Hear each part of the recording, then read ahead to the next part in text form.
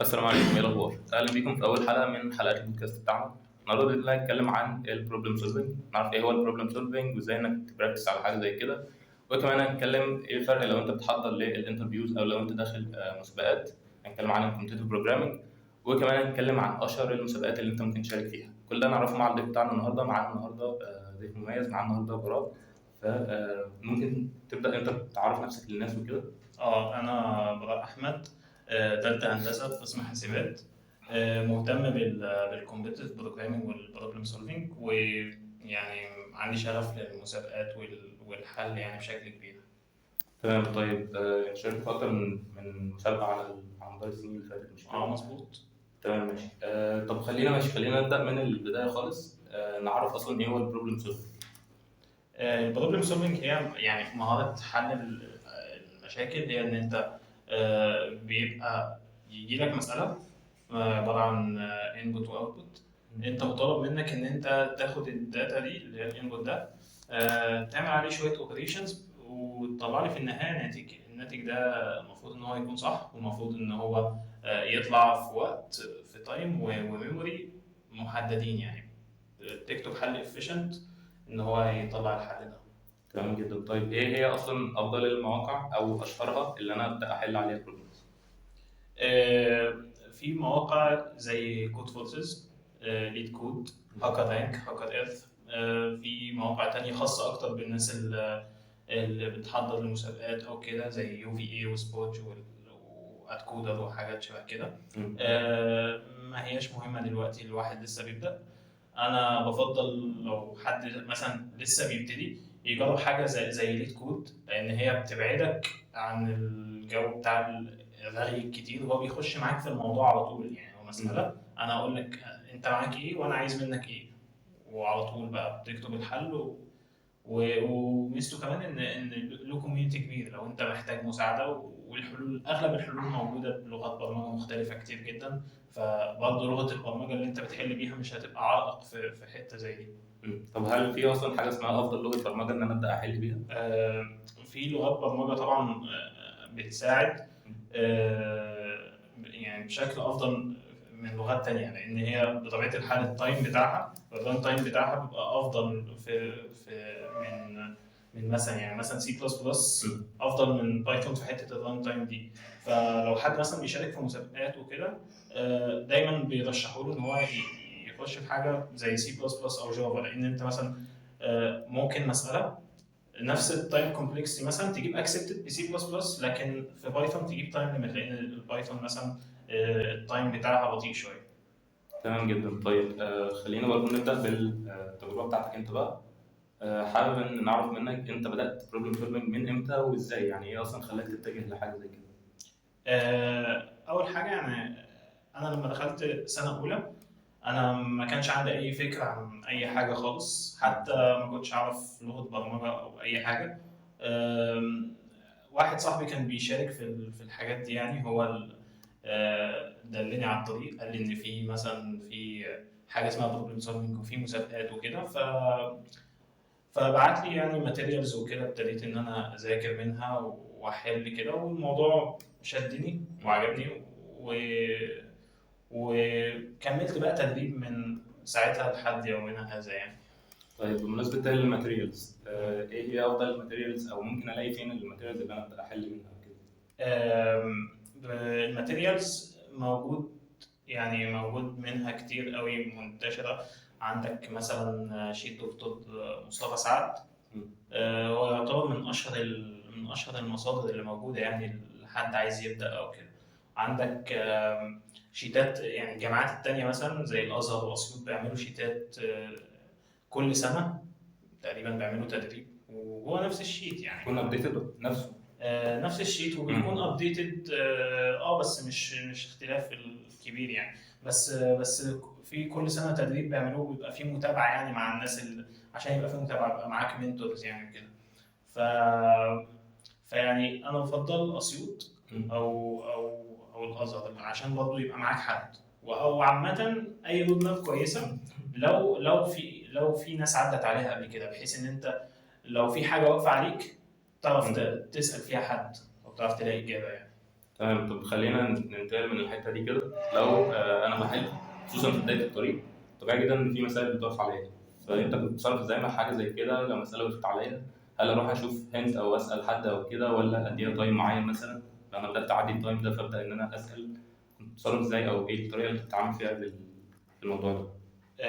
وعلى حسب برضه الطريق، بس انا بفضل ان مم. انت تدي تايم للمساله برضه. مم. ان احنا مش هنقعد مثلا طول اليوم نحل في مساله. يعني انت المساله مثلا مش جايبه اكسبتد، مش هتقعد جنبها طول اليوم، ورانا حاجات تانية يعني المفروض نخلصها. مم. فلازم تربط نفسك بتايم.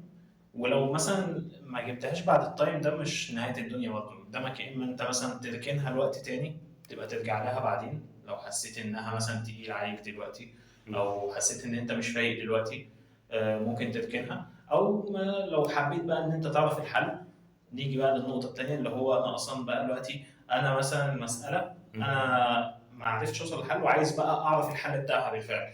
فهنا نيجي بقى للتوتوريال. اغلب المواقع اللي هنكون بنحل عليها تقريبا بتبقى موفره التوتوريال دي. فانا دلوقتي هشوف التوتوريال، قريتها فهمت منها خير وبركه، ما فهمتش منها ممكن تخش برضه على الجزء الدiscussion. مم. بيبقى موجود برضه في اغلب المواقع في جزء discussion. ممكن تخش تشوف الناس وهي بتتكلم. غالبا في ناس بتبقى بتشرح حلول تانية خاصة بيها بلغة أبسط وبشكل أبسط، أو مثلا مفسرة نفس الحل اللي في التوتوريال مثلا بشكل أبسط من اللي موجود فوق. ممكن حاجة كمان إن أنت لو خلصت الخطوتين دول، ان انت تروح تشوف مين حلها اصلا، او او تنزل مثلا على جروب من اللي موجود على الفيس او على التليجرام او في اي حته. لو حد حل المساله دي هيساعدك وهيقول لك يعني تحلها ازاي. حلو جدا. طب ممكن الاقي فين الجروبس او الحاجات اللي ممكن تساعدني او كده، الكوميونتي الخاص بالبروبلم سولفنج؟ كل جامعه ليها جروب خاص بيها يعني، فانت خش فيهم كلهم براحتك ونزل البوست فيهم كلهم، واول حد يرد عليك خلاص يعني. بس يعني يعني مش هتفرق قوي انت بتنزل فين بالظبط. كل جامعه ليها كوميونتي. خش على جوجل فيس، حط لينك المساله، حط المشكله اللي واقفه معاك، واسال هتلاقي طيب رد. يعني عادي جدا ان انا مثلا من جامعه المنصوره اخش على الكوميونتي الخاص بالازهر اه مثلا؟ احنا كل اللي بيسالوا على في جروب المنصوره اغلبهم مش من المنصوره اصلا. مم. والعكس برضه، انا مثلا ما كنتش بسال في المنصوره، انا كنت بسال في جروب الازهر او اسيوط مثلا. حلو، حلو جدا. تمام. طيب انت دلوقتي دخلت اكتر من كونتست سواء اونلاين او اوفلاين، فانا حابب انك تاخد زي ريفيو كده سريع على الحاجات اللي انت مريت بيها كلها في كونتستات، سواء كانت اوفلاين الحاجات الخاصه باي سي سي واي سي سي والكلام ده، او الحاجات الاونلاين برضه هاكر او كود برانك او حاجات مثلا زي اللي هي جوجل هاش كود والكلام ده كله. اوكي. مرورا عليهم كده. انا شاركت في يعني كاونلاين، بشارك طبعا مواقع زي كود فورسز والحاجات دي، هي بتعمل كونتستات بشكل اسبوعي تقريبا، فهو كل اسبوع اصلا في كونتست.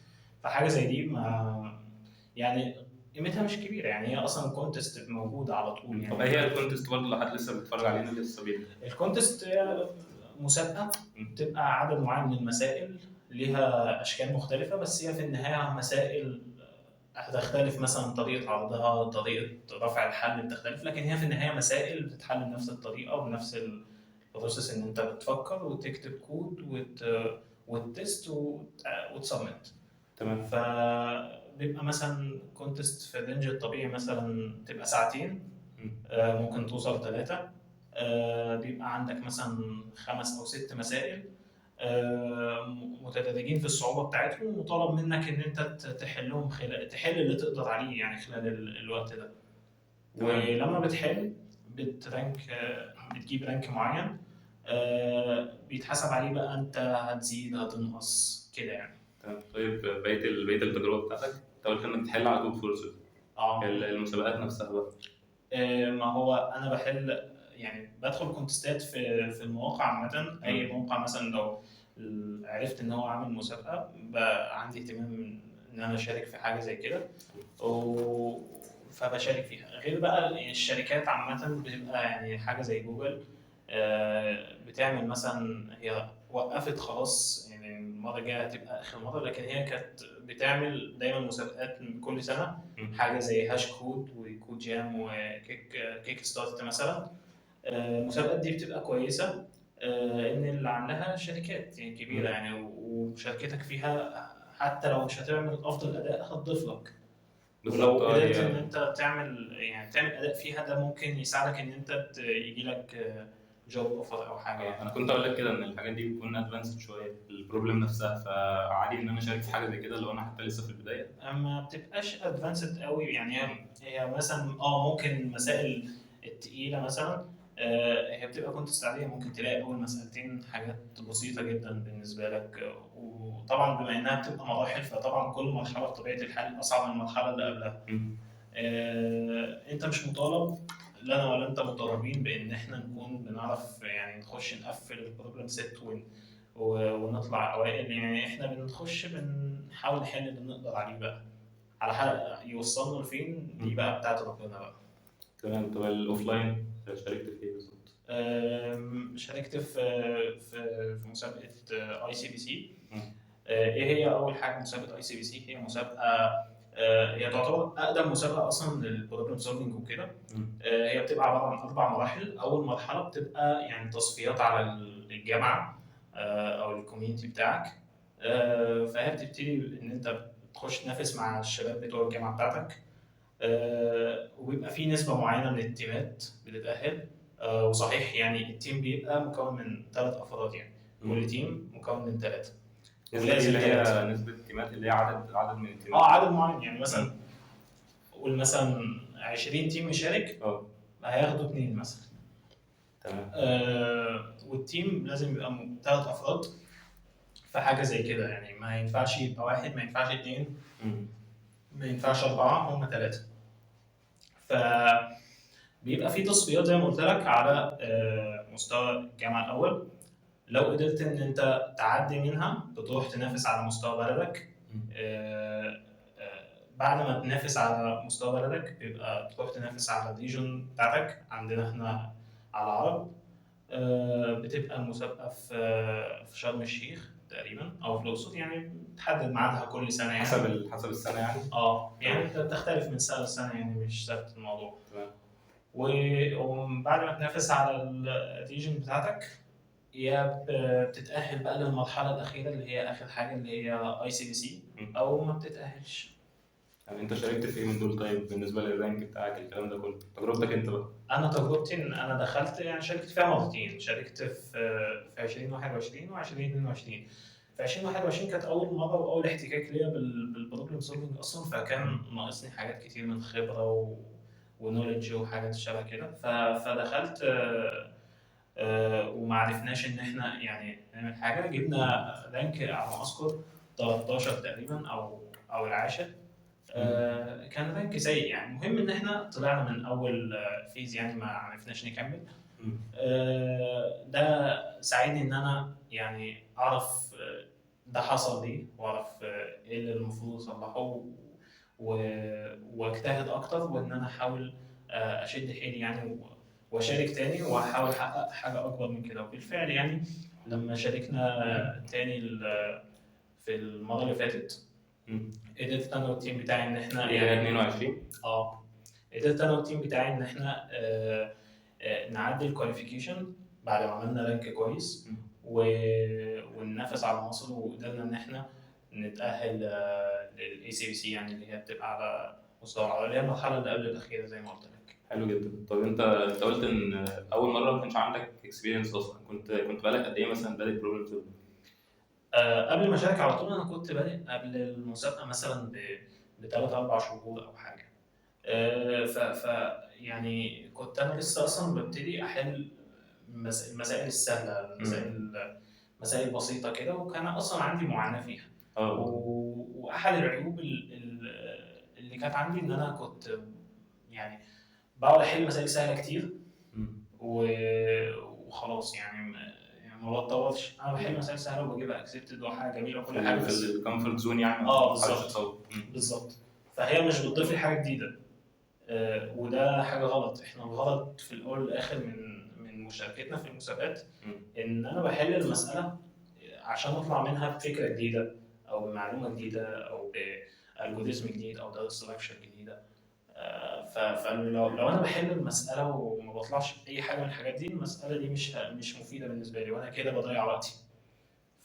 فدي الحاجات اللي كانت احد العيوب اللي خلتني ما اعرفش ادي في المسابقه في اول مره يعني.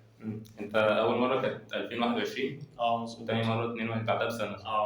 طب ايه الفرق بينك في اول سنه وتاني سنه غير الفرق اللي انت ذكرته برضه؟ بالاضافه على كده، انت شايف ايه اللي حصل خلال السنه دي؟ ايه اللي انت عملته؟ اللي انا عملته يعني مش اي حاجه غير ان انا كنت داخل طبعا اول سنه في حاجات كتير انا مش مذاكرها ومش مستعد ليها.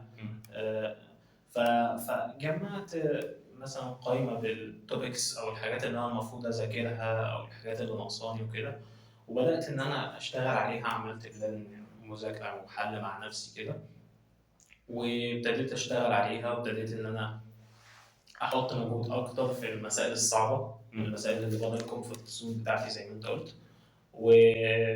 ومع الوقت يعني بدات احس بتطور شويه وبس. حلو. انت كنت بتبراكتس تقريبا من كام ساعه في اليوم؟ ما كانش فيه تايم محدد انا حاطه لنفسي، انا كنت سايبها مفتوحه زي ما تيجي بقى، لان انا زي ما اقول لك انا الموضوع بالنسبه لي شغف.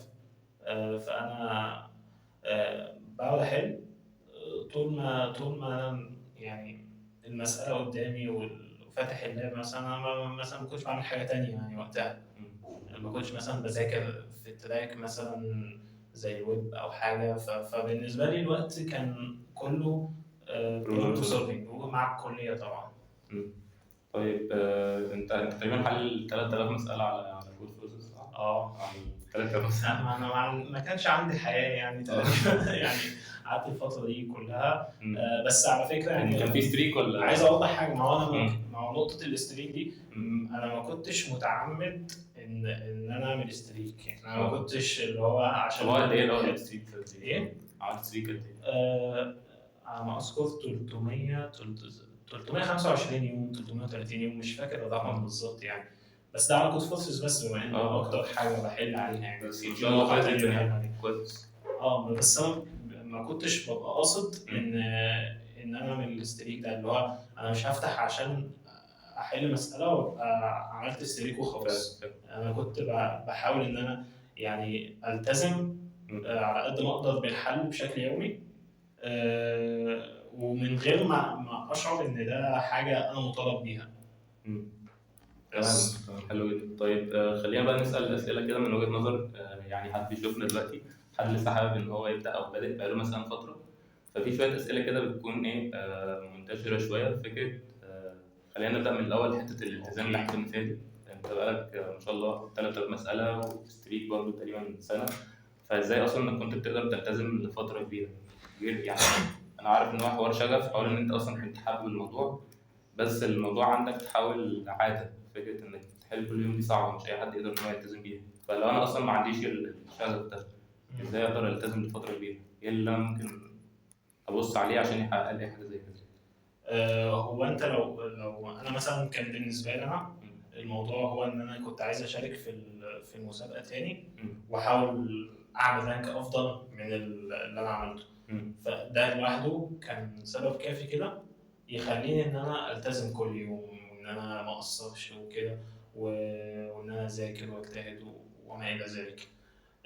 ده مش هقول لك شغف وبتاع، لا هو بعيدا عن ان هو فعلا شغف. وانا مثلا كنت بحل من غير ما انتظر حاجه، لكن ده سبب ممكن بقى الشخص اللي ما عندوش شغف يتخذ السبب ده.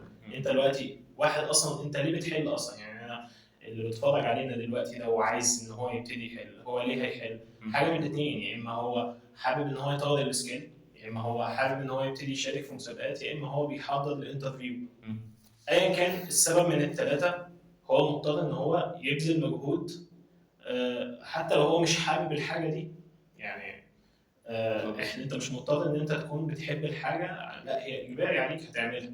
فحاول ان انت بقى يعني تعملها وانت بتحبها برضه، بدل ما تعملها وانت متعكن عشان تعرف تستفيد منها في الاخر. هو الموضوع في الاول والاخر لذيذ يعني. مسائل مسائل بتشغل فيها دماغك. عمر تشغيل الدماغ ما كان حاجه وحشه يعني. فده حتى ممكن يكون الفرق بين الناس اللي بتحضر للكمبيوتر بروجرامنج والناس اللي بتحضر للانترفيوز، ان الكمبيوتر بروجرامنج بيكون هوايه شويه وهو حابب الموضوع، فاهمني؟ لها رياضه مثلا. بالظبط. الانترفيوز انت تكون انت لا انت داخل تذاكر مثلا كتاب بروبلم سولفنج عشان انت داخل انترفيو او كده. فخلينا من النقطه دي برضه نتكلم عن الفرق بينهم في التحضير. لو انا دلوقتي عايز كمبيوتر بروجرامنج، انا عارف ان الموضوع بيكون اكستريم شويه، بيحتاج مجهود اكبر شويه عن البروبلم سولفنج لو انا داخل انترفيوز.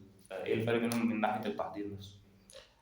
حلو. انت تحضيرك للمسابقات، غالبا المسابقات دي بتبقى تيمات اولا، مش حاجه فرديه. الانترفيو انت داخل لوحدك، انما المسابقه انت داخل مع تيم. طبعا في مسابقات فرديه، بس انا بكلمك على ICBC يعني. فهنا التحضير بيفرق في ان انا مثلا انا والتيم بتاعي احنا محتاجين ان احنا نحضر مع بعض عن طريق ان احنا بنشوف ايه التوبكس اللي احنا محتاجين نذاكرها، بنشوف ايه يعني ايه النقط ضعف التيم، يعني العمل الجماعي برضه كده. بنحتاج ان احنا اصلا ننزل ندخل المسابقات فيرتشوال مع بعض. وبتبقى المسابقه دي حاجه اسمها جيم. هي بتبقى زي كونتست بس بالظبط، بس هي بتبقى 5 ساعات، يعني حاجه طويله شويه. ايه هي الفيرتشوال؟ فيرتشوال يعني هي بتبقى حاجه اتعملت. يعني هي مثلا كونتست، كان في مثلا كونتست النهارده العصر. الكونتست دي مثلا انت ما لحقتهاش في ميعادها، ممكن تيجي تخشها في وقت تاني فيرتشوال كانك كنت حاضر بالظبط، بس مش بيبقى ليك لا رانك ولا اي حاجه. انت بس بتاخد ساعتين كده تخش تحل فيهم كانك كنت حاضر، وبترانك كانك كنت حاضر بالظبط، بس مش بتاخد رانك، مش بيأثر على الريت بتاعك يعني. تمام. انت بتتكلم على الجيم، كنت بتتكلم على الجيمايه وكده. فكنا بنتكلم عن التحضير بتاع المسابقات. فبتحتاج ان انت تنزل مع التيم بتاعك ده، انكم تجربوا ان انتوا تحلوا مع بعض، وانكم تشوفوا هتقسموا المسائل عليكم ازاي. يعني طبعا في نقطه مهمه نسيت اقولها، ان المسابقات في الغالب يعني جهاز واحد، بيبقى لابتوب واحد بس بنشتغل عليه احنا الثلاثه. فازاي برضه احنا هنقسم الوقت؟ انا مثلا عايز اكتب كود وانت عايز تكتب كود، مين فينا اللي هيكتب؟ او مين فينا مثلا لو انت مثلا محتاج تديباج يعني مساله، وانا لسه بفكر في المساله بتاعتي، واحنا الاثنين دلوقتي هنتخانق على الجهاز، مين فينا اللي ياخد الجهاز الاول وكده يعني. ففي تريننج خاص بعيد خالص للمسابقه. ده بيتمثل باختصار يعني في حاجه شبه كده. بالنسبه للانترفيو، انت يعني زي ما قلت لك مش مضطر ان انت تمر بالمرحله دي كلها. انت بيبقى في كتاب خاص بالانترفيوهات، ممكن يعني تعدي عليه كده. اسمه مش فاكر اسمه بالظبط، تقريبا موك انترفيو او حاجه زي كده، مش متذكر اسمه بالظبط، ممكن تشوفه. وكتاب يعني لو بنتكلم عن مسائل ممكن تجرب، ممكن نسيب الريسورسز دي في الديسكربشن بتاع الحلقه. وممكن تجرب حاجه زي ليد كود او شيتات خاصه بالناس قبل كده عملوها زي دكتور مصطفى سعد او كده. وبس يعني انت مش محتاج تكون تنين، يعني انت بس هي انترفيو هتعدي. تمام جدا. طيب نكمل المجموعه من الاسئله معانا. السؤال الثاني خاص بفكره انك تحل لفتره طويله جدا، ممكن شهور، ممكن اكتر من كده كمان، بس ما بتتطورش او مش حاسس ان في تطور او تقدم في المستوى بتاعك. فتتصرف ازاي مع حاجه زي كده، وازاي انك تتعامل معاها؟ ازاي ما تاثرش على نفسيتك اصلا، اللي هو فكره انك بقالك شهور بس انت مش عارف توصل تحل بروبلم معين. ما هو عمر ما هيكون انت يعني، انت ممكن تكون بتتدرب بطريقه غلط. انا زي ما قلت لك، انا لما دخلت اول سنه انا كنت قعدت فتره بحل مسائل سهله، فانا عمال ببذل مجهود في ان انا بحل مسائل سهله، بس هل انا فعلا بتطور؟ ما حصلش. انا دخلت ويعني الكونتست زي ما قلت لك بيبقى جاي فيها مسائل متدرجه، فانا مثلا حلينا المسالتين اللي هم كل الناس بتحلهم، والمسائل الصعبه مثلا انا ما عرفتش احلها وما عرفتش ادي فيها، ومتهيألي ان انا ما اتطورتش وبتاع وكده. لكن انا فعلا طريقه التدريب بتاعك كانت غلط من البدايه. انت قاعد تحل مسائل سهله ومهتم بالعدد وعمال تحل مثلا، يعني انت مثلا حليت 100 مساله، 100 مساله كلهم نفس الفكره مثلا. مفيش لو فيها بنتكلم عن توبيك اكس مثلا، توبيك اكس انت خلاص ذاكرته، خلاص مسألة مسألتين مش هتحل عليه 100 مسألة عشان تبقى ذاكرته، يعني انت خلاص عرفته، عرفت تستخدمه ازاي. حتى لو حل بقى مسائل متدرجة، يعني متدرجة في الصعوبة. انت مثلا عندك بتحل مثلا ايزي، هتقعد تحل 100 مسألة ايزي، هتفضل تحل ايزي طول عمرك. لازم تجرب ميديوم، لما تحس ان انت بقيت مرتاح شوية لازم تجرب هارد كده يعني. تمام جدا، حلو. طيب، فكرة الرانكات خصوصا على كود فورسز، البيوبل والاكسبرت ومش عارف ايه. آه، عرفنا الأول ايه هو الرانك، تمام. والتاني حاجة فكرة انك بيكون دايما في مقارنة مع غيرك، فكرة انك بتشوف الستاندنج بعد كل كونتست، تشوف مين الأول، مش عارف مين رانكه زاد. عارف حتى الحوار ده؟ بسمع عنه. حتى الرانك بتاعك انت ممكن يتأثر بعد كونتست معينة، فازاي ان ده ما يأثرش عليك معنويا أو نفسيا، ازاي ان ده ما يحبطكش. هو المقارنات، انا بشوف ان هو لو انت يعني انت مش قادر ان انت تتحكم في حاجه زي دي، لان في ناس ما بتعرفش، في ناس غصب عنها بتقع في حته المقارنه دي. فحاول انت يعني تحل بعيد عن اعين الناس، دي ممكن تريحك شويه. وحاول انت برضه مالكش دعوه بحد، يعني انت ما تروحش ازاي بعيدا عن انت اقول لك، انت مثلا واحد كعمرو شاطر جدا في البروبلم سولفنج، شاطر يعني جايب رانك كويس مثلا، ما اروحش انا يعني اتابع عمرو في كل حته واحط عمرو قدامي وبعدين اجي اشتكي من المقارنه. طب ما مش لازم اتابعه يعني، مش لازم ابقى عارف هو حل كام مساله مثلا النهارده او كده. لو الموضوع ده بيأثر عليا يعني، في حاله لو انا حليت وحش فانا ههتم بانا حليت ايه وخلاص. تمام جدا. طيب، فكرة الكونتستات الأونلاين على كود فورسز، تقريبا أنت قلت إنه كل أسبوع بيكون في مسابقات. بيبقى بشكل دوري يعني، مش كل اسبوع بس هي موجوده يعني، ما بتغيبش يعني. انت مثلا ممكن تلاقي في الاسبوع اصلا 4 كونتستات مره واحده يعني او حاجه. طب الحاجات الكونتست الأونلاين دي بتفيدك إنك تشارك فيها؟ هي بتبقى تدريب، لان هي ما بتفيدكش كحاجه كمثلا بيعود عليك منها مثلا حاجه ماديه او انجاز. طبعا ان انت بتجيب رانك على المواقع زي كود فورسز او كده، دي بتبقى حاجه كويسه يعني. بس هي كونتستات بتتعمل كتير، فانت ممكن تجيب رانك الرانك ده اصلا انت هتجيب رانك الكونتست دي، هتنزل تاني كونتست الجاي، هتطلع تاني الكونتست اللي بعدها. فالموضوع ده المفروض ما يشغلكش قوي يعني. لكن في كونتستات مهمه، بيبقى زي يعني ممكن تعود عليك بفايده، زي مثلا فيسبوك هاكر كاب او هاش كود او كده. بس طبعا هاش كود وجوجل وكده يعني لسوء الحظ يعني اخر مره هتبقى اللي جايه دي وخلاص على اللي كده. هي 23. اه تمام جدا. طيب، خلينا ننهي بقى تجربتك في اي سي سي، اخر تجربه خالص. ايه تجربتك في اي سي سي، الاجواء هناك او البروسيس اصلا من البدايه خالص، ازاي انك وصلت هناك، عملتوا ايه في المسابقه نفسها، الصعوبات اللي واجهتوا والكلام ده كله.